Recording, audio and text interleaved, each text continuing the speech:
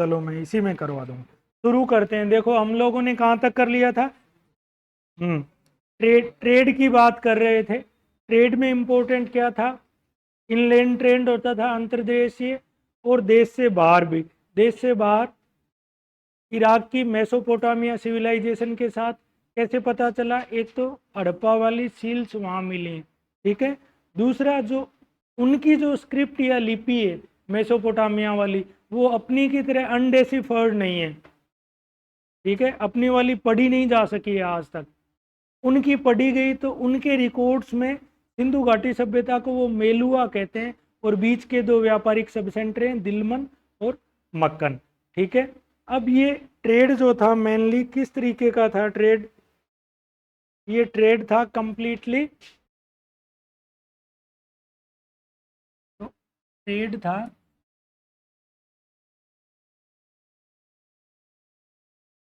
अच्छा एक बात बताओ, वहाँ कोई कॉइन्स सिक्के या मुद्रा मिली है क्या?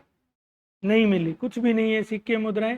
तो ये वस्तु विनिमय या बार्टर सिस्टम पे था, ठीक है। ट्रेड एंड कॉमर्स था बार्टर सिस्टम,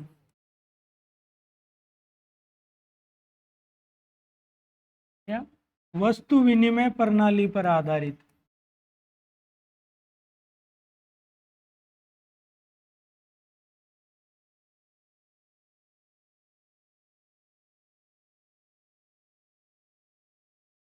मान लो साहिल के पास टमाटर है और आरिफ के पास गेहूं है, तो टमाटर दे के गेहूं ले लेता था, लेकिन साहिल को टमाटर नहीं चाहिए तो फिर गेहूं नहीं मिलता था। बार्टर सिस्टम की लिमिटेशन होती है ना, बट व्यापार अच्छा था लेकिन बार्टर सिस्टम तक लिमिटेड था। अब व्यापार के और क्या एविडेंस है, हम कैसे कह सकते हैं कि व्यापार ठीक से चल रहा था? तो फर्स्ट एविडेंस तो ये हो गया, evidence for trade and commerce,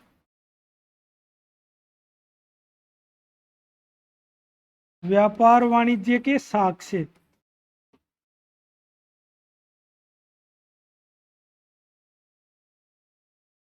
देखो फर्स्ट प्रमाण तो ये था मेसोपोटामिया, पहले चर्चा कर चुके, मेसोपोटामिया के साथ संपर्क।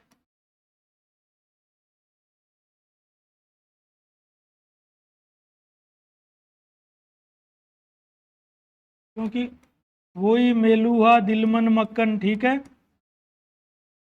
सेकंड बात क्या थी, सेकंड बात ये थी कि उनके पास एक तो वेट मिला है, सेकंड मेजरमेंट्स मिले हैं, वजन तोलने। अब वजन कब तोलेगा, जब कोई चीज को सेल करेगा या परचेज करेगा, तो ये ऐसे घर पे तो तोल के देखने से रहा। तो वेट मिला है या तोलने के साधन मिले हैं, सेकंड क्या है, सेकंड एविडेंस है इसका, वेट एंड मेजरमेंट्स,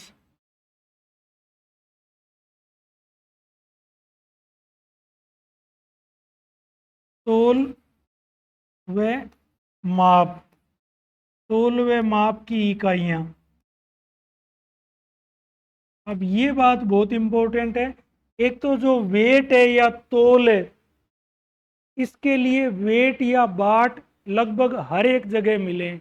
ये बात इंपॉर्टेंट है ना। और ये बात इसलिए भी इंपॉर्टेंट है कि जो छोटा वेट है वो तो बाइनरी सिस्टम में, जैसे 1 2 4 8 16 32 डबल डबल छोटा वेट।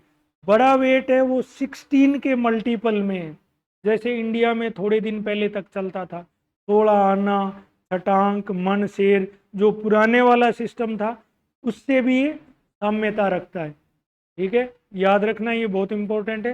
जो तोल या वेट था वो एक तो बाइनरी सिस्टम में था, बाइनरी का मतलब समझ गए ना, द्विआधारी बोलते हैं हिंदी में इसको, द्विआधारी। जैसे 1 2 4 8 16, ये तो थे स्मॉल वेट्स जो थे, वो तो इस कैटेगरी में थे जो छोटे वजन होते थे। और बड़े वजन कौन से में थे, बड़े वजन 16 के उसमें थे। ये तो हो गए छोटे वजन, छोटे तोल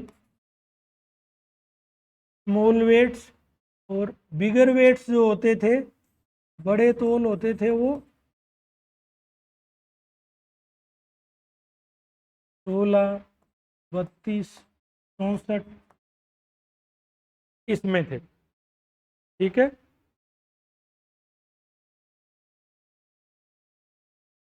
वेट और मेजरमेंट सेकंड एविडेंस हो गया कि ट्रेड और कॉमर्स कर रहे थे। अब मेजरमेंट किससे करेंगे? मेजरमेंट के लिए एक आइवरी स्केल, हाथी दांत का बना हुआ स्केल मिला है लोथल से। ठीक है। तो माप के लिए या मेजरमेंट के लिए, मेजरमेंट यानी कि माप, आइवरी, आइवरी होता है हाथी दांत, हाथी दांत का स्केल, ये मिला है लोथल से।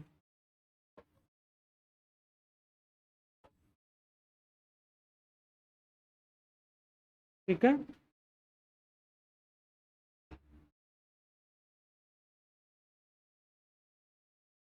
तीसरी इंपॉर्टेंट चीज क्या है? तीसरा इसका एविडेंस है, एक यूनिफॉर्म सिस्टम मिला है।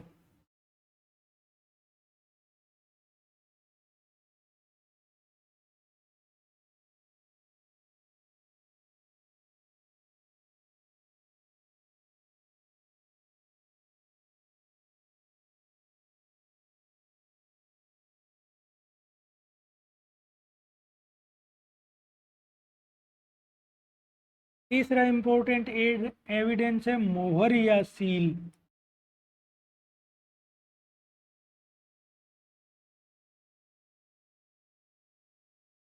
सील क्या काम आएगी? जब तक ट्रेड नहीं करेंगे तब तक कोई काम नहीं है सील का, किस पे लगाएंगे? लेकिन सील बेसिकली काम आती थी, जो मर्चेंट थे, जो ट्रेडर्स थे, जो व्यापारी थे, वो अपनी चीज़ पर ठप्पा लगाते थे, उस पर स्टाम्प लगा देते थे कि ये चीज़ मेरी है। ठीक है। तो सील का होना, मोहर का होना भी इस बात का प्रमाण है कि उनका व्यापार वाणिज्य प्रॉपर रूप से चल रहा था। और सील्स खूब सारे एविडेंस मिले हैं, आर्ट एंड क्राफ्ट में भी बताऊंगा। सबसे ज़्यादा एविडेंस सील के मिले हैं। सील मोस्टली किस चीज़ की बनी हुई है? टेरेकोटा या पक्की मिट्टी की। ठीक है, मिट्टी को आग में पका लेते थे, बैग्ड। टेरेकोटा, टेरेकोटा होता है पक्की मिट्टी।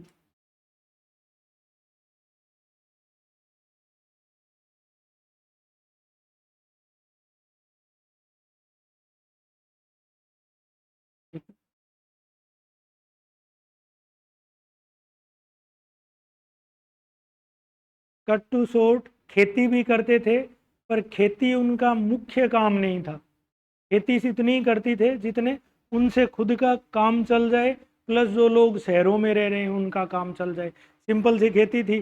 जैसे ही बाढ़ का पानी उतरता, सिंधु और उसकी जो ट्रिब्यूटरीज थी, नवंबर में वो गेहूं जो बो देते और अप्रैल में नई बाढ़ आने से पहले काट लेते। ठीक है। कपास से भी नॉलेज था उनको, कपास का भी ज्ञान था, जैसे लोथल में कपास का एविडेंस मिले। ठीक है। अब बात करते हैं उनकी सोसाइटी या समाज कैसा था।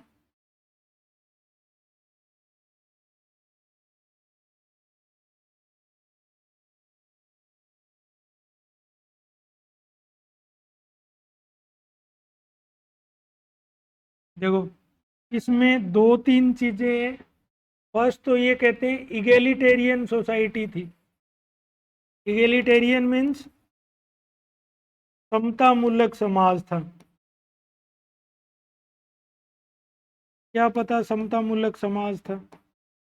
हालांकि कोई अपने पास रिटन एविडेंस तो है नहीं, जैसे वैदिक कल्चर के रिटन एविडेंस है अपने पास सारे के सारे, तो अपन बता सकते हैं जैसे वैदिक ग्रंथों में जैसा बताया है वैसी सोसाइटी रही होगी।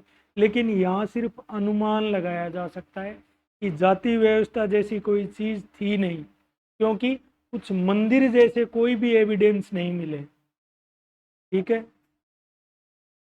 अलग अलग सोसाइटी में रहते थे तो वो वर्ग अलग थे, लेकिन जाति व्यवस्था नहीं थी। ये मान सकते हैं कि जो पश्चिमी साइड था नगर का, जहाँ किला बना हुआ था, जहाँ फोर्ट या सिटेडल था, तो वहाँ जो है वो अरिस्टोक्रेटिक वर्ग रहता होगा, ये सिर्फ अनुमान है। तो जाति व्यवस्था नहीं थी, अलग अलग वर्ग या क्लासेज हो सकते हैं। ठीक है, जाति व्यवस्था नहीं,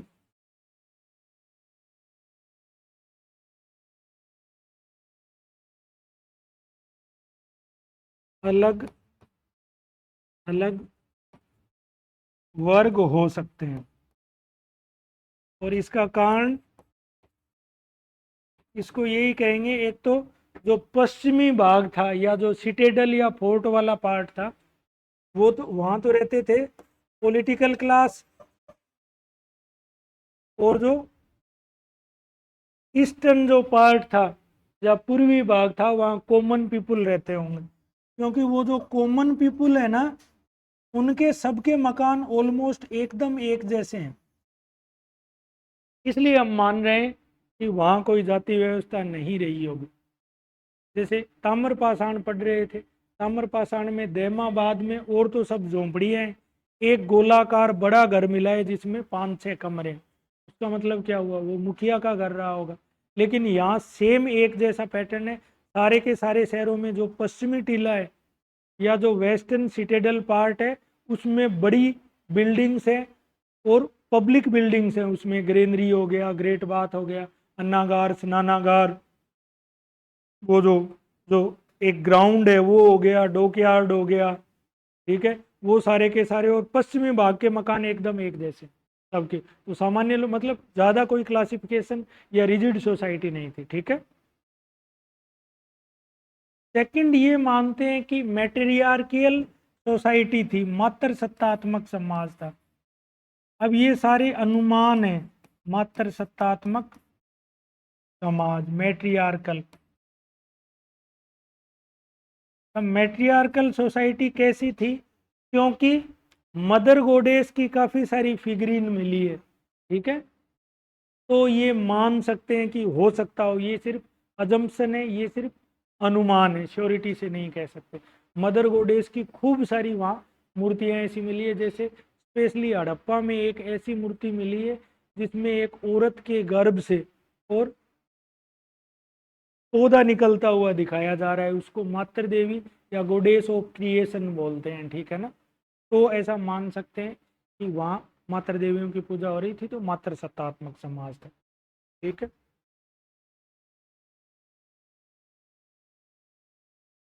अब और चीजें सोसाइटी में अगर देखें, तो वहाँ कोई ना कोई पॉलिटिकल सिस्टम रहा होगा। क्यों कह सकते हैं पॉलिटिकल सिस्टम रहा होगा, क्या चीज बताती है कि वहाँ कोई ना कोई राजनीतिक सत्ता होगी ही होगी? क्या हो सकता है, क्या देख के वहाँ ऐसा क्या मिला है? दिमाग के घोड़े दौड़ाओ थोड़े, क्या मिला है वहाँ? 7 बड़े शहर, सातों के सातों एकदम एक जैसे। आज इतनी अथॉरिटीज हैं, डेवलपमेंट अथॉरिटीज हैं, लोकल सेल्फ बॉडीज है, बावजूद इसके जिसका जैसे मन करता है वैसे मकान बना लेता है। गांव वाले तो लड़ते ही इसलिए हैं, गोचर में जाके कोई कुछ बनाएगा, कोई कुछ बनाएगा, करेगा ना। लेकिन सारे के सारे 7 बड़े शहर हैं, बिल्कुल एकदम एक जैसे हैं। पश्चिमी टीला फोर्टिफाइड, एक जैसी बिल्डिंग। पूर्वी टीला सारे के सारे सड़कें समकोण पर काटती, पूरा का पूरा शहर ग्रिड सिस्टम है। बाट जो है, सारे के सारे वेट और मेजरमेंट एकदम एक जैसे हैं। वो कब हो सकते हैं वेट और मेजरमेंट एक जैसे?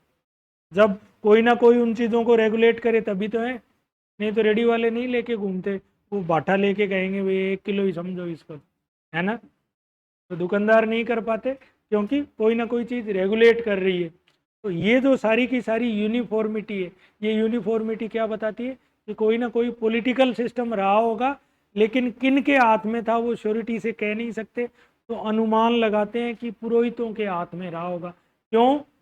क्योंकि योगियों की 2 मूर्ति मिली, एक तो हड़प्पा वाली स्कल्पचर या मूर्ति है जिसमें अधखुली आंखें, तोल ओढ़ रखा है, बाल सुंदर तरीके से बने हुए। ठीक है, तो ऐसा अनुमान लगाया जाता है कोई ना कोई राजनीतिक सत्ता अवश्य थी।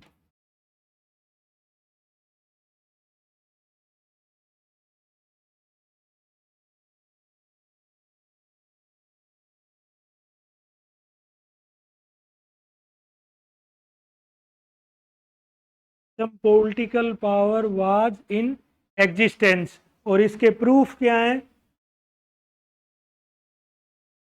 एकात्मक व्यवस्था। एकात्मक व्यवस्था किस चीज की थी? एक तो शहरीकरण थी, यूनिफिकेशन इन अरबीकरण, अर्बनाइजेशन, यूनिफिकेशन ऑफ अर्बनाइजेशन। शहरीकरण बिल्कुल एक जैसा था। Unity in weight and measurements, माप तोल के साधन एक जैसे।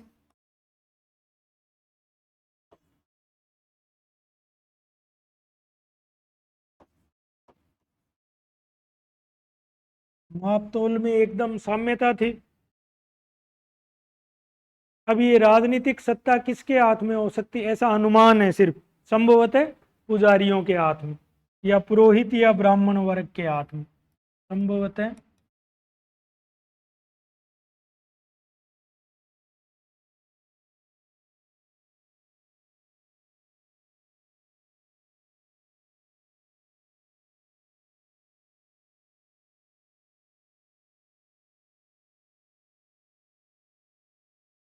अभी प्रीलिम्स आईएएस प्री में 22 या 23 में ये सवाल आया था कि सिंधु घाटी सभ्यता में मंदिर मिले हैं क्या? मंदिर कुछ नहीं मिला, लेकिन अनुमान करते हैं कुछ एक योगियों जैसी मूर्ति है, जैसे प्रीस्ट किंग है हड़प्पा का, तो वो सारी चीज़ें ये बताती है कि हो सकता है वहाँ कोई ना कोई राजनीतिक सत्ता रही हो। ठीक है, वो किसके हाथ में? पुजारी या पुरोहित या प्रीस्ट के हाथ में। ठीक है, पॉलिटिकल लाइफ हो गई। अब बात करते हैं इनकी रिलीजियस लाइफ की, धार्मिक जीवन।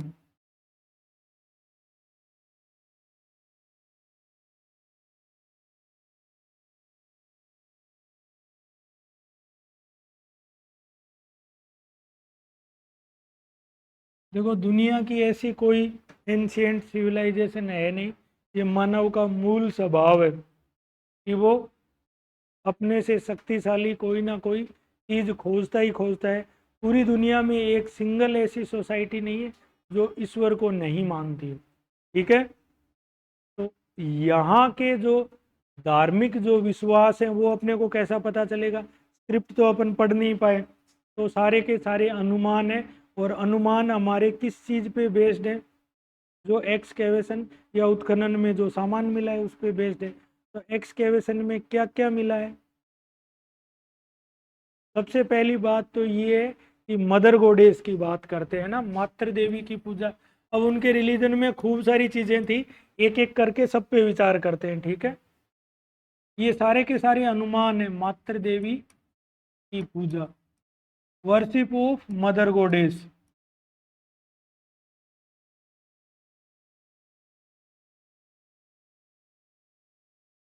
अब ये मदर गोडेस की स्कल्पचर कहाँ मिला है? हड़प्पा में, सॉरी मोहनजोदड़ो में। मोहनजोदड़ो में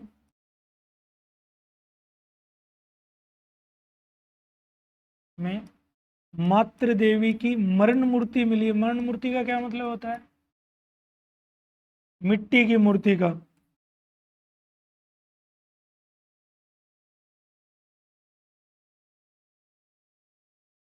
टेरेकोटा फिगरीन और sculpture of mother गोडेस is found at terracotta figurine. पक्की मिट्टी की है, ठीक है ना? कैसी है ये जैसे एक वुमन या महिला के गर्भ से पौधा निकल रहा है ना, tree coming out from women embryo. इसका मतलब क्या हुआ? गर्भ से पौधा निकलेगा, मतलब इसका मतलब यही हुआ। वो गोडेस ऑफ क्रिएशन है। ठीक है, उसको मातृ देवी मानते हैं ना। ठीक है,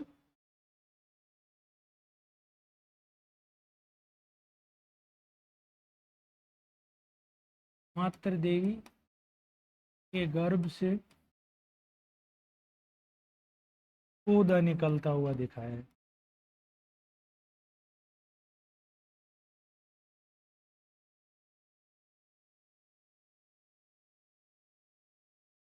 क्रिएशन यानी कि रचना या निर्माण की देवी माना गया है। ठीक है, सेकंड, एक सील मिली है पशुपति नाथ वाली मोहर। सेकंड चीज क्या है? पशुपति नाथ मोहर, सील ऑफ पशुपतिनाथ। देखो इस सील में क्या है, एक व्यक्ति है जो आराम से आलती पालथी लगा के बैठा हुआ है, वो वाली मुद्रा जो ध्यान के समय लगाई जाती है। उसके सिर पे 3 सींग हैं और उसके चारों तरफ 4 जानवर हैं। 4 जैसे उसकी राइट या दाहिनी साइड में तो है हाथी और चीता, एलिफेंट एंड टाइगर। और उसकी लेफ्ट साइड में क्या है? लेफ्ट साइड में एक तो बेफेलो है, एक राइनो है, और पैरों के नीचे 2 डियर या हिरन है। अब जो सींग वाले देवता दुनिया की सारी सभ्यताओं में, लेकिन लोग ये अनुमान लगाते हैं कि इसके सिर पे सींग है और जिस मुद्रा में बैठा हुआ है ये पशुपतिनाथ या प्रोटो शिव है, आद्य शिव, शिव जी के प्रारंभिक रूप। ठीक है, तो फीमेल डाइटीज या महिला देवियों में तो मातृ देवी हो गई, और मेल गोडेस, मेल गोड में पुरुष देवता में हो गया पशुपतिनाथ। ठीक है, एक सील बनी हुई है ऐसी करके, 3 सींग वाला व्यक्ति बैठा हुआ है आलती पालती मार के, और इसकी तरफ 2 जानवर तो इधर है। तो राइट साइड में तो हो गया एलिफेंट और टाइगर, इधर बफेलो और राइनो, हाथी और चित्ता,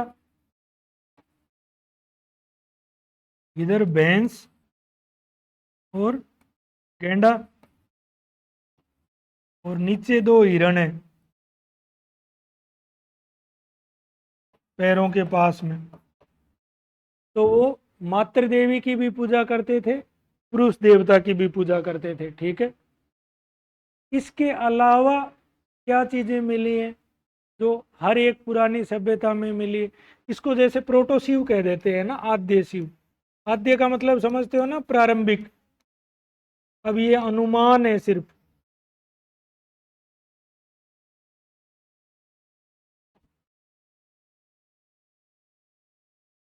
एक चीज मिली है, लिंग और योनि की पूजा करते थे, जैसे आज हम लोग शिवलिंग की पूजा करते हैं ना, वैसे। तो तीसरा है वर्शिप ऑफ फेलस,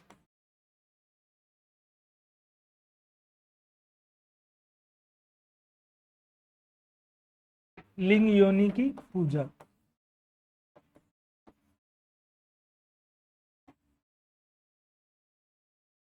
ट्राइबल सोसाइटीज आज भी ये पूजा करती हैं। ठीक है, कुल मिला के उनके जो धार्मिक विश्वास थे वो बहुत सारी चीजों का मिक्सअप थे। ठीक है, चौथी चीज क्या करते थे? वर्शिप ऑफ नेचर, प्रकृति पूजा।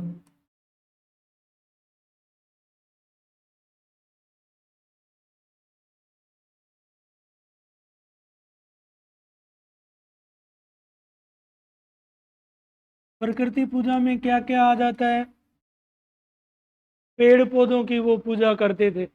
आज भी पीपल का पेड़ हिंदू धर्म में पूजनीय है क्या? खेजड़ी पूजनीय है? काटता है क्या कोई हरी खेजड़ी को? राजस्थान में तो स्पेशली अमृता देवी ने बलिदान दे दिया था इसी बात के लिए। ठीक है, तो क्या पता आप प्रकृति की पूजा करते थे, क्योंकि उनकी मोहरों पे है ना जैसे पीपल के पत्ते बने हुए हैं। ठीक है, उसी से। तो प्रकृति की पूजा, पेड़ पौधों की पूजा, प्लस मोहरों पर पीपल के पत्ते बने हुए हैं।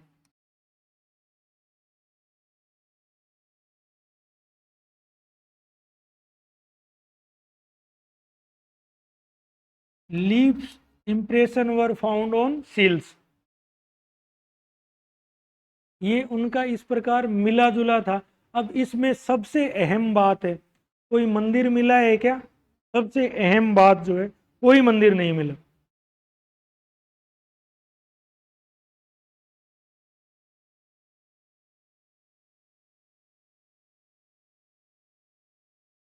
नो टेम्पल्स वर फाउंड, ये सबसे इंपॉर्टेंट बात। भारत में पहली बार मंदिर कब बनेंगे? 4th 5th सेंचुरी में आके गुप्त एज में पहली बार मंदिर मिलेंगे। वैदिक एज में भी कहीं कोई मंदिर बना हुआ नहीं मिला। समझ गए, याद रखना। अब कुछ लोग ये कहते हैं, जैसे देखो उनकी जो ग्रेनरी या अन्नागार होती थी वो सारी पब्लिक बिल्डिंग्स की तरह पश्चिमी भाग में होती थी, किले वाला सिटेडल वाला पार्ट होता था। उस ग्रेनरी के सामने चबूतरे हैं, उन चबूतरों में कुछ गड्ढे नुमा संरचनाएं मिली हैं, जैसे चबूतरे के अंदर गड्ढा और उसमें अन्न मिले हैं, अन्न का प्रमाण मिला है, ग्रेन्स मिले हैं, और वो कुछ जगह जले हुए हैं, तो उनको क्या कह देते हैं, अग्निकुंड कह देते हैं। अब वो सिर्फ एक अनुमान है, हो सकता है अब वो ग्रेनरी या अन्नागार के सामने जहां अनाज स्टोर करते थे उसके सामने अगर गड्ढे मिल रहे हैं तो हो सकता है कूट के अनाज निकालते हैं। उनके पास कौन सी थ्रेसर और कंपेन थी, कूट के ही निकालेंगे। कूट के निकालेंगे तो हो सकता है कभी किसी दिन आग लगी तो जले, उनको अग्निकुंड कह देते हैं, बट वो सिर्फ एक अजम्पशन है। ऐसे अग्निकुंड कालीबंगा में भी मिले। ठीक है, तो ये उनकी हो गई रिलीजियस बिलीफ की बात। पॉलिटिकल सिस्टम अपन पढ़ ही चुके। अब बात करते हैं आर्ट एंड क्राफ्ट्स की।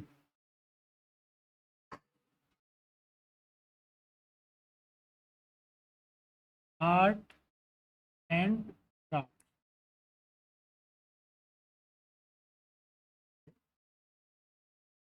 कला शिल्प।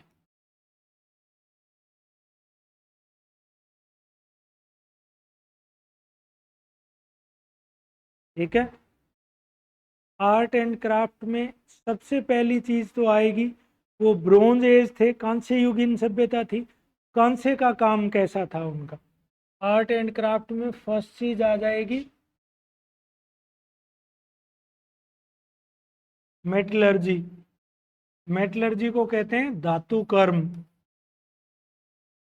अब धातु कर्म में उनकी मुख्य धातु क्या थी, ब्रोंज या कांसा।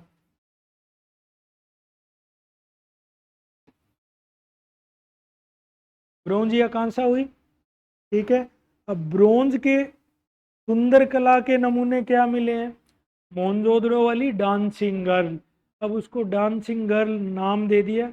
एक दुबली पतली महिला की मूर्ति है जिसने बहुत थोड़े से कपड़े पहन रखे हैं, सिर्फ कमर पे थोड़ा सा कपड़ा पहन रखा है, एक हाथ में चूड़ी है और दूसरा हाथ उसका कमर पे है, और उसके बाल बहुत सुंदर तरीके से बंधे हुए हैं, हेयर पिन भी उसमें प्रॉपर रूप से लगे।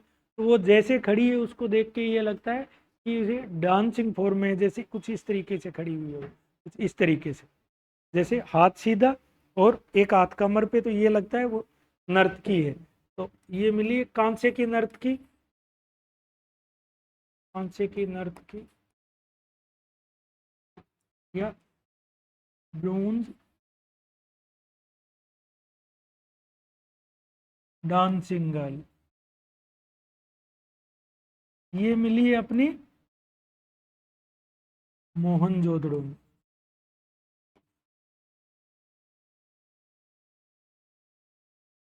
ठीक है,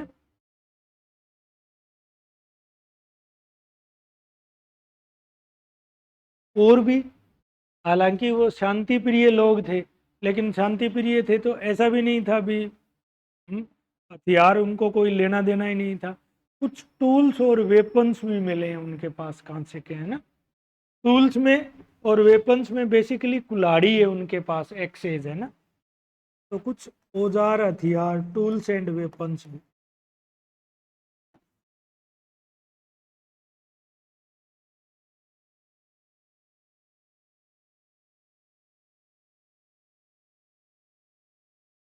ठीक है, मेनली कुल्हाड़ी है। ठीक है, अब जो देखो, जो साधारण लोग थे ना, वो लोग तो पत्थर के आभूषण पहनते थे, लेकिन सोने चांदी और कांसे की चीज, सोने चांदी के आभूषण या ऑर्नामेंट्स और कांसे की चीजें कौन काम में लेते थे, कॉमन लोग तो नहीं लेते थे। तो जो विशेष या एरिस्टोक्रेटिक लोग थे वो ही लेते थे। तो जो ब्रोंज का काम करते थे, जो लोग ब्रोंज स्मिथ थे, वो सोसाइटी में इम्पोर्टेंट लोग थे, ऐसा अनुमान लगाया जाता है। ठीक है, तो जो ब्रोंज स्मिथ से या कांसे का काम करने वाले थे वो इम्पोर्टेंट लोग थे सोसाइटी में।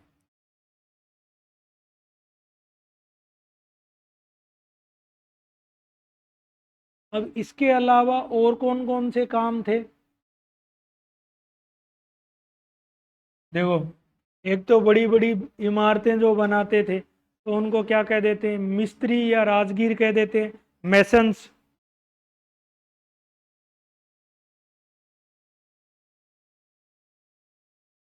राजगीर या मिस्त्री कह देते हैं।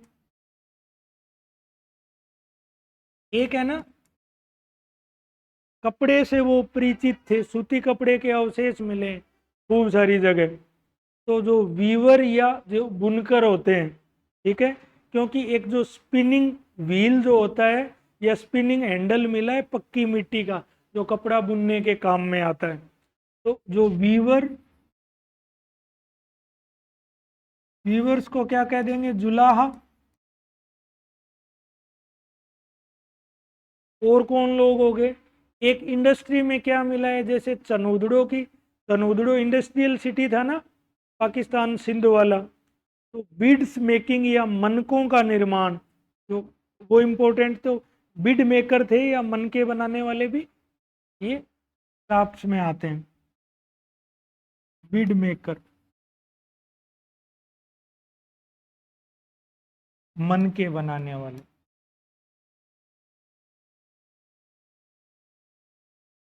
ठीक है, ये वो और अन्य लोग हो गए जो इम्पोर्टेंट थे। इसके अलावा आर्ट में इम्पोर्टेंट चीज क्या थी?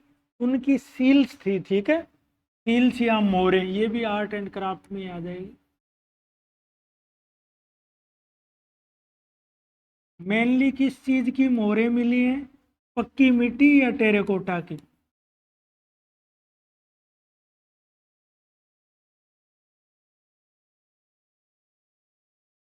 किस काम आती थी?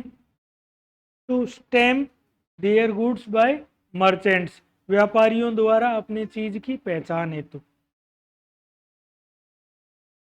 व्यापारी अपनी वस्तुओं की पहचान करते थे।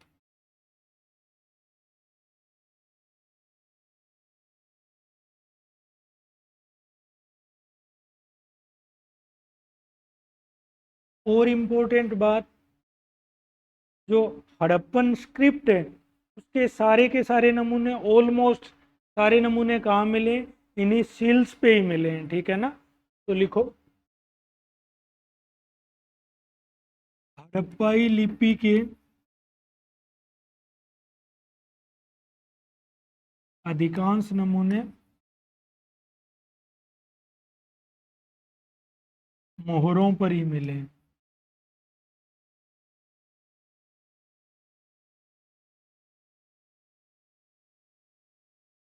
ठीक है, ये अलग अलग शेप में होती थी, कोई गोलाकार या मोस्टली रेक्टेंगुलर या आयताकार शेप में होती थी। देखो कैसी होती थी मोर, जैसे ये एक आयताकार मोर हो गई, इसमें बीच में कोई ना कोई जानवर का चित्र होता था, या तो हम्प्ड बुल, कुबड़ वाला बैल खूब है, या यूनिकॉर्न है, यूनिकॉर्न का मतलब एक सींग वाला गेंडा, ये दो बहुत बार आए हैं। तो जैसे ये हो गया एक सींग वाला गेंडा, मेरी पेंटिंग बहुत खराब है, भेड़ जैसा बन, ठीक है, ये गेंडा हो गया। इसके वो फिर इधर स्क्रिप्ट है उनकी, ठीक है ना, कुछ इस तरीके से, और इधर जैसे कुछ साइन बना दिए उन्होंने, ये ये इस तरीके की सील्स है उनकी। और ये लिपि नहीं पढ़े जाने का कारण यही है, जैसे इसकी समकालीन है ना, इराक वाली जो मेसोपोटामिया वाली, वो पढ़ ली गई क्योंकि उन्होंने खूब लिखा है, इन्होंने क्या किया, बस ये 4-5 अक्षर में निपटा दिया, पढ़े तो भी कैसे पढ़े, ठीक है, ये इस तरीके की उनकी मोहरे हैं। तो ये हो गया आर्ट एंड क्राफ्ट्स हो गए। वेट की बात हो गई, टेक्नोलॉजी में ब्रोंज उनकी टेक्नोलॉजी थी, वो बात हो गई, सोसाइटी की बात हो गई, रिलीजन की बात हो गई, पॉलिटिकल सिस्टम की बात हो गई। अब बात करते हैं उनकी स्क्रिप्ट या लिपि की।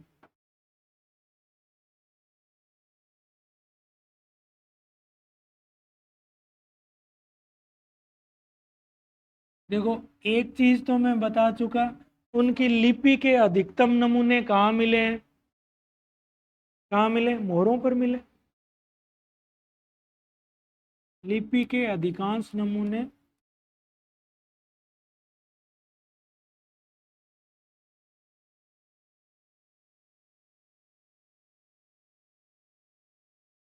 मोहरों पर, हिल्स पर मिले हैं ना। अब इस लिपि में लगभग कितने अक्षर हैं? 250 से 400 की रेंज में अक्षर हैं। और वो सारे के सारे अक्षर है ना, बहुत इंपॉर्टेंट बात है, पिक्टोग्राफिक है। पिक्टोग्राफिक का मतलब चित्रलेखात्मक है। जैसे चाइनीज स्क्रिप्ट है ना, चाइनीज में वो कोई ना कोई, जैसे हर एक शब्द, हर एक लेटर किसी न किसी चीज को बताता है। वो जो मतलब इनका हर एक जो चित्र है लिपि का, या लिपि का हर एक अक्षर, every single letter is refer to, या तो कोई ना कोई वो वॉइस को बता रहा है, या कोई ऑब्जेक्ट को बता रहा है, या कोई एक्सप्रेशन को बता रहा है। मतलब हर एक जो चित्र है वो या तो किसी भाव को बता रहा है, या किसी ध्वनि को बता रहा है, या किसी वस्तु को बता रहा है। समझ गए? तो ये पिक्टोग्राफिक है। पिक्टोग्राफिक बहुत इंपॉर्टेंट बात है। पिक्टोग्राफिक या भाव चित्रात्मक।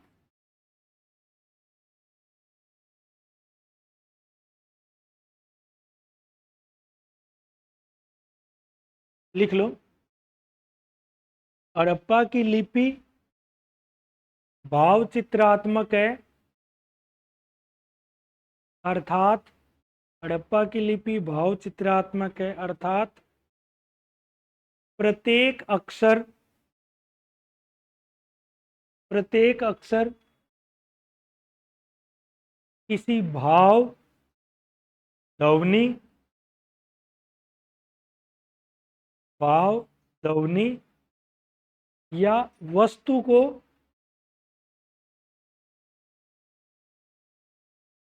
संकेत करता है। The Harappan script is pictographic. Every letter of this script is denoting some voice, object और एक्सप्रेशन। ठीक है। और till the date it is undeciphered. Undeciphered का मतलब हुआ अभी तक पढ़ी नहीं जा सकी, अभी तक पढ़ी नहीं जा सकी।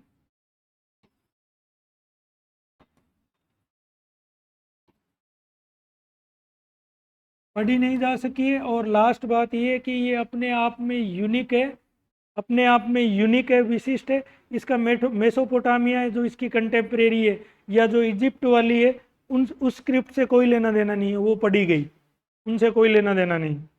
ठीक है। तो अपने आप में विशिष्ट।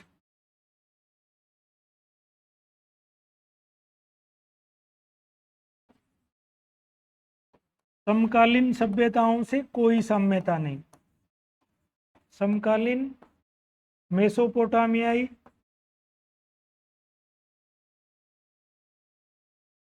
या मिस्र की लिपि से कोई साम्यता नहीं। ठीक है। यूनिक है, अभी तक पढ़ी नहीं जा सकी।